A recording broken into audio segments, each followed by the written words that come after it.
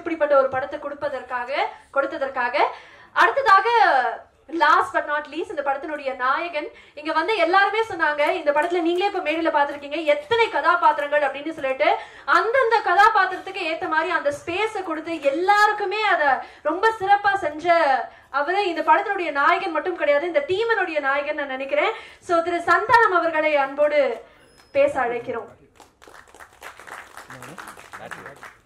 எல்லாருக்கும் வணக்கம். ஆல்ரெடி 2 மணி நோக்கி போயிட்டு இருக்கோம். நிறைய பேருக்கு பசிக்க ஆரம்பிச்சிட்டு இருக்கோம்னு நினைக்கிறேன். அதில் சேசு மாதிரி மாம்சில் கொஞ்சம் சுகர் பேஷண்ட் வேற மாத்திரை போடுற டைம் ஆகிட்டு இருக்கோம். ஸோ அதனால் நான் ஸ்ட்ரைட்டாக சக்ஸஸ் மீட் நன்றி அப்படின்றது நம்ம ப்ரொடியூசர் விஸ்வா சாரில் ஆரம்பித்து ப்ரொடக்ஷனில் டீ கொடுக்கிற தம்பி வரைக்கும் நம்ம எல்லார் பேருமே சொல்லி ஆகணும். ஏன்னா எல்லாருடைய உழைப்பும் தான் இந்த படத்தினுடைய சக்ஸஸ். ஸோ எல்லாருக்குமே என்னுடைய மனமார்ந்த நன்றி. அப்புறம் கார்த்திக் எல்லாருமே சொன்ன மாதிரி ப்ரெஸ் அண்ட் மீடியா நீங்கள் ஃபஸ்ட்டு ஷோ பார்த்துட்டு அன்றைக்கி நைட்டு டியூட் பண்ணது, இன்ஸ்டாகிராமில் நீங்கள் சப்போர்ட் பண்ணது, ரிவ்யூஸ் எல்லாம் மார்னிங்கே சீக்கிரமாக சொன்னது, நிறைய ரிவ்யூஸ் பாசிட்டிவாக வந்தது. ஸோ இது எல்லாமே இந்த படத்துக்கு மிகப்பெரிய வெற்றி கொடுத்தது. ஸோ அதுக்கப்புறம் என்னுடைய உயிரினும் மேலான என் அன்பு சொந்தங்களாக ரசிகர்களுடைய சப்போர்ட். ஸோ தமிழ் சினிமா ரசிகர்கள் எல்லாருமே இதை ரொம்ப கொண்டாடி இருக்காங்க. ரொம்ப நல்லா போயிட்டுருக்கு. அப்புறம் இந்த படத்துக்குடைய மிகப்பெரிய வெற்றிக்கு காரணம் இங்கே உட்காந்துட்டு இருக்க எல்லாருமே தான். தனித்தனியாக எல்லாரும் பேரும் சொல்ல முடியாது. ஏன்னா நான் ஆஸ் எ ஹீரோவாக அந்த கேரக்டரை நான் ட்ராவல் பண்ணி போயிட்டு இருக்கும்போது இவங்க அவங்களுடைய ஜாப் வந்து ரொம்ப நல்லா பண்ணாங்க. இவர்கிட்ட ஆரம்பித்து சார்ட்ட ஆரம்பித்து இங்கே உட்காந்துட்டு இருக்க எல்லாருக்கிட்டுமே நம்ம சொல்லலாம். ஸோ இவங்க எல்லாரும் நடித்து ஆடியன்ஸை கவர் பண்ணதான் அந்த படத்தினுடைய மிகப்பெரிய சக்ஸஸ் என்னோட நடிப்பை விட. ஸோ அவங்க எல்லாருக்குமே என்னுடைய மனமார்ந்த நன்றியை நான் தெரிவிச்சுக்கிறேன். அது மட்டும் இல்லாமல் இந்த படம் இல்லை, என்னுடைய எல்லா படங்கள்லையுமே என் கூட நடித்தவங்க எல்லாருமே இருப்பாங்க. எல்லா படங்களும் வித்தியாசமான கேரக்டர்ஸில் கண்டிப்பாக கூட ட்ராவல் பண்ணுவாங்க. ஸோ அது கண்டிப்பாக உறுதி. அதுக்கப்புறமா ஹீரோயின் அவங்க என் கூட இருப்பாங்களான்றதை நான் டைரக்டர்கிட்ட கேட்கணும். அடுத்த படத்தில் சரி, அடுத்த படத்தில் இப்போ இந்த படத்தில் நானும் மேகா ஆகாஷும் தான் மறுபடியும் பண்ணுறோம். சீன்ஸ் மட்டும் கொஞ்சம் டெவலப் பண்ணி வைப்பா. ஸோ எல்லாருக்கும் ஒன் செகண்ட் நன்றி நான் சொல்லிக்கிறேன். ஆல்ரெடி டைம் இல்லை. நீங்கள் பேசுகிறதா இருந்தால் கொஸ்டின்ஸ் எதுனா இருந்தால் நம்ம கொஞ்சம் ஃபியூ கொஸ்டின்ஸ் மட்டும் நம்ம இன்ட்ராக்ட் பண்ணிக்கலாம். வந்துட்டீங்களா தலைவா?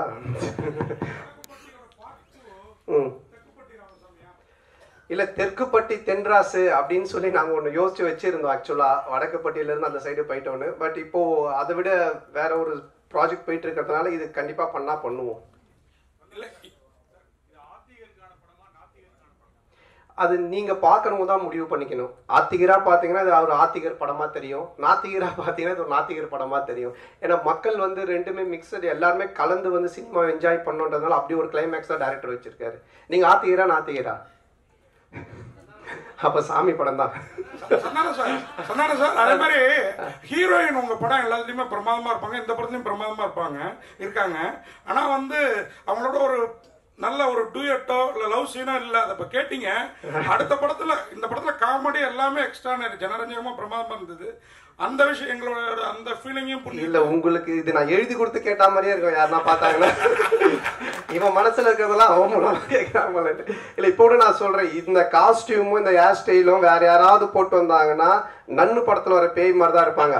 ஆனா அவங்கள பாருங்க எவ்வளவு பியூட்டிஃபுல்லா இருக்காங்கன்னு. இவங்களோட எந்த சீனுமே இல்லதான். நான் தான் கேட்டேன் கார்த்திகிட்ட, இவனும் உங்களை பேர் தான் வச்சிருக்கேன், ஆனா இந்த ரசனை வர மாட்டேது, நான் என்ன பண்றது? அதனால அடுத்த படத்துல கண்டிப்பா வச்சிருக்காரு. கேட்டுங்க, அவங்க கேட்கறாங்க, நான் கேட்கலங்க.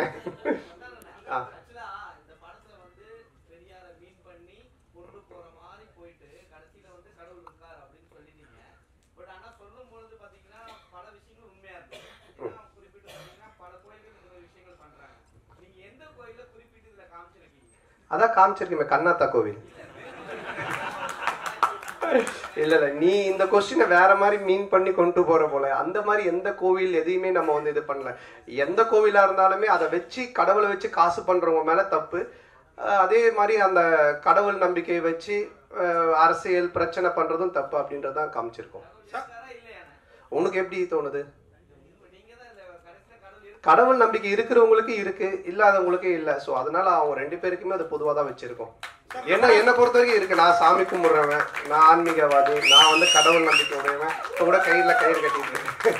அதனால என்னை பொறுத்த வரைக்கும் இருக்கு. இல்லாட்டி நான் சூளை வச்சுட்டு நிக்கவே மாட்டேன். அதனால சார் இந்த படம் ரிலீஸுக்கு அப்புறம் இந்த முன்னாடி கேட்டார்ல அந்த இஷ்யூ அது மக்களுக்கு கிளியர் ஆயிடுச்சுன்னு நம்புறீங்களா?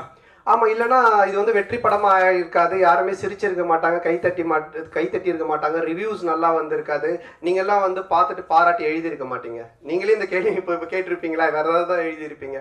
அதனால் அது மக்கள் ஏற்றுக்கிட்டாங்க, மக்களுக்கு வந்து புரிஞ்சிருச்சு இவங்க என்ன சொல்ல வந்திருக்காங்க.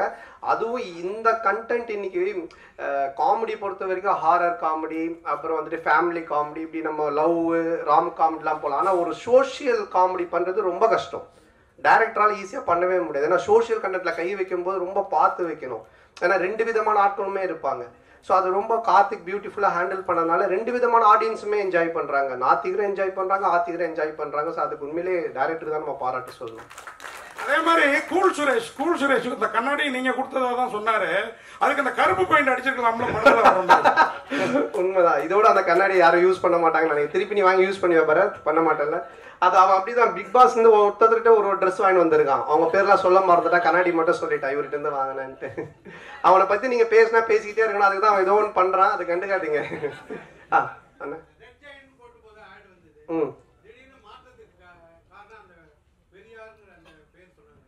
ஆமா, அது ஃபர்ஸ்ட் அந்த ஒரு இஷ்யூ ஆச்சு. அதுக்கப்புறம் அது ஒரு பாலிடிக்ஸா மாறுச்சு. இப்ப நம்ம படம் எடுத்தது எல்லாரும் மறந்து கவலையை மறந்து சிரிக்கணும்ன்றது, அது ஒரு பிரச்சனையா ஒரு பாலிடிக்ஸா மாறும்போது எதெல்லாம் நமக்கு தேவையில்லை அதை நம்ம ஸ்மூத் பண்ணிக்கணும் அப்படின்றதுக்காக சில விஷயங்களை விட்டுட்டோம் வேண்டான்ட்டு. ஆமா, அதுல என்னென்ன இருக்கு.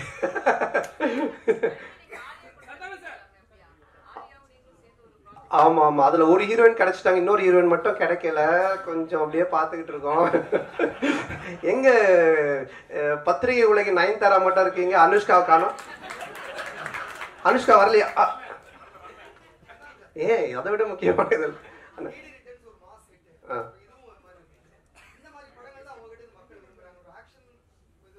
இல்லை, எனக்கு பொறுத்த வரைக்கும் எல்லாருமே இப்போ பார்த்தீங்கன்னா நிறைய பேர் படம் பார்த்துட்டு வாழ்க்கையில் ரொம்ப இறுக்கமாக இருக்கவங்க, ரொம்ப சோகமாக இருக்கும், ரொம்ப பிரச்சனையா. மேபி சைக்காட்ரிக் டாக்டர் 2-3 பேர் எனக்கு அவங்க பேஷண்ட்ஸ்க்கு மெயினாக இந்த ஷோஸ் எல்லாம் போட்டு காமிச்சிருக்காங்க. ஏன்னா இன்னைக்கு மக்கள்கிட்ட ரொம்ப இறுக்கம் தான் இருக்கு. எல்லாருமே முகத்தில் ஒரு சோகம், ஒரு சந்தோஷமே இல்லை.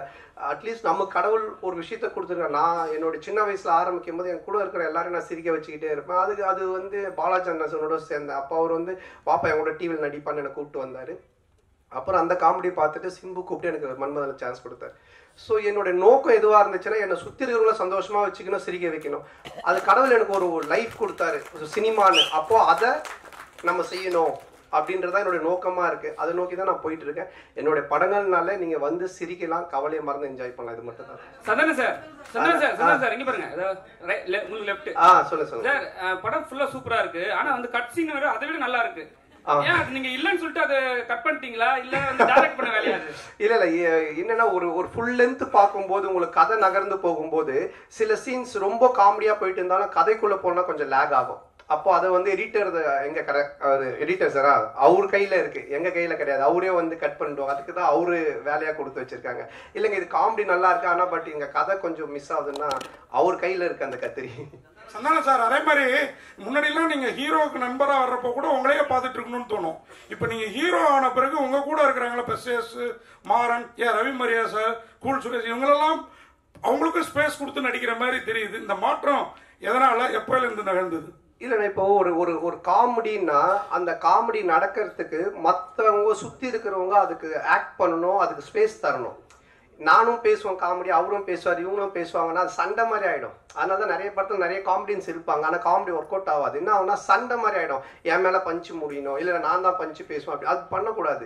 அங்கே ஒருத்தர் செட்டிலாக ப்ளே பண்ணணும், மற்றவங்க அது யார் பண்ணுறாங்களோ அவங்க கொஞ்சம் பண்ண வைக்கணும். அப்போ தான் காமெடி ஒர்க் அவுட் ஆகும். ஸோ அதை நான் இந்த படத்தில் பண்ணேன். இதுக்கு முன்னாடி இதுக்கப்புறம் வர படங்களே அதான் நான் பண்ணுவேன். என்னுடைய ரோல் நான் பண்ணிட்டு சுற்றி காமெடியன்ஸ் அவங்க என்ன பண்ணுறாங்களோ அதுக்கு நம்ம ஸ்பேஸ் கொடுத்து ஒர்க் பண்ணுறது.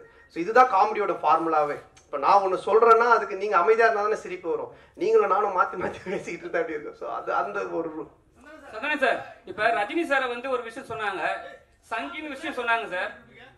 யாருங்க?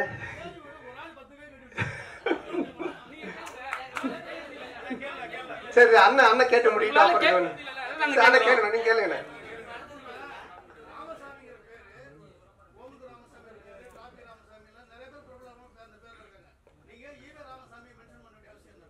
ஈவே ராமசாமி நம்ம எங்கேயும் மென்ஷன் பண்ணலண்ணே. இல்லண்ணே, படம் பாத்தீங்களாண்ணே? படத்துல அந்த பையன்கிட்ட வந்துட்டு கடவுள் நம்பிக்கை இல்லைன்னு ஒண்ணு சொல்லுவாங்க அவங்க அம்மா. அதாச்சும் கடவுள் இருக்காரான்னுவாங்க. நான் இவ்வளவு கஷ்டப்படுறேன், பானை செய்யறேன், நான் எப்படி கடவுளை நம்புறதுன்னு அவன் சொல்லுவான். அதுதான் அந்த கேரக்டர் கேட்பாரு, நம்ம ஜம்புலி ஜெகன் கேட்பாங்க. இது வந்துட்டுண்ணே நம்ம வந்து இல்லைண்ணா இப்போ வந்துட்டு நீங்க குப்புசாமி, கந்தசாமி என்ன பேர் வேணாலும் வைக்கலாம் நம்ம படத்துல. ராமசாமி, வடக்குப்பட்டி ராமசாமின்னு வச்சதுக்கு காரணம் என்னன்னா, டைரக்டர் வந்து கவுண்டமணி சாரோட ஃபேன், நானும் அவருடைய ஃபேன். டிக்கிலோனான்றது அவரோட டயலாக். அதே மாதிரி வடக்குப்பட்டி ராமசாமின்றது கவுண்டமணி சாரோட டயலாக். இதுக்கப்புறம் நானும் ஆர்யா நடிக்க போற படத்துக்கும் கவுண்டமணி சார் டயலாக் தான் வச்சிருக்காங்க. இதே இந்த ஒரு டயலாக் வராம, இந்த நான் சொன்ன இந்த காரணங்கள்லாம் இல்லாமல் திடீர்னு நீங்க ராமசாமி ஏன் வச்சீங்கன்னு கேட்டீங்கன்னா அது சரியா இருக்கும். ஒரு கொஸ்டின் தான் சொன்னீங்க, 4 கொஸ்டின் கேட்டுங்கறீங்க. அண்ணா இங்க பாருங்க, அண்ணா இங்க பாருங்க. இல்ல அண்ணா ஒரு நிமிஷம் முடிச்சேன். அண்ணா உங்க பேர் என்னண்ணே? அண்ணாதோரா. அப்ப நீங்க வந்து ஏடிஎம்கேல வந்துட்டு இதுவா இருக்கீங்களா? டிஎம்கே வந்துட்டு ஏன் நீங்க அண்ணாதோரன் பேர் வச்சிருக்கீங்க அப்படின்னு கேட்டா என்ன சொல்லுவீங்க? என்னண்ணே இதா? அடுத்த கொஸ்டின். அண்ணா சோசியல் மீடியால வந்து சங்கின் வந்து ஒரு பெரிய ஆக்டர் சொல்லியிருந்தாங்க. அதுக்கப்புறம் நீ அந்த ஈவேரா மேட்டர் எடுத்துன்னு வந்து உங்களையும் வந்து சங்கின்னு சொன்னாங்க. அதுக்கு ஏதாவது பதில் இருக்கா உங்களுக்கு? சங்கின்றது என்னங்க? இப்ப நான் கூட 6வது, நான் வந்து 6வது இல்ல, நான் ஸ்கூல் படிக்கும்போது ஒரு பொண்ணை லவ் பண்ணியிருந்தேன். அந்த பொண்ணு பேர் சங்கீதா. நான் சங்கின்னு தான் கூப்பிடுவேன். அதுக்காக சங்கி ஆயிடுமா? என்னங்க இருக்கு? நெக்ஸ்ட். ஓகே சார், அதே டயத்துல இப்போ ஒரு கேள்வி. இதான் நேர்கள் ரவி சார் பேசுறப்போ வடக்குப்பட்டி ராமசாமிக்கு சலாம் போடுங்கன்னாரு. லால் சலாம் ரிலீஸ் ஆயிருக்கு, அடுத்த வாரத்தை நோக்கி போறதுனால அந்த டயலாக யூஸ் பண்ணாரா தெரியலீங்களா? சார்கிட்ட தான் கேட்கிறேன் அவர் என்ன மீனிங்ல சொன்னார் அப்படின்னு சொல்லிட்டு. ஆனா அதான் முடிச்ச லாஸ்ட் கொஸ்டினா.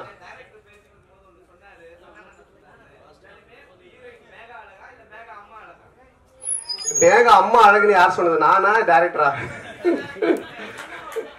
இல்ல கண்டிப்பா 2 பேருமே அழகுதான். ஸோ அதனால ரொம்ப சந்தோஷம் உங்க எல்லாருமே சந்திச்சதுல. ரொம்ப இவ்வளவு நேரம் பொறுமையா இருந்து இந்த ஒரு வெற்றி சக்சஸ் மீட்டுக்கும் சப்போர்ட் பண்ணிட்டு இருக்கவங்க எல்லாருக்குமே ரொம்ப நன்றி. தொடர்ந்து சப்போர்ட் பண்ணுங்க.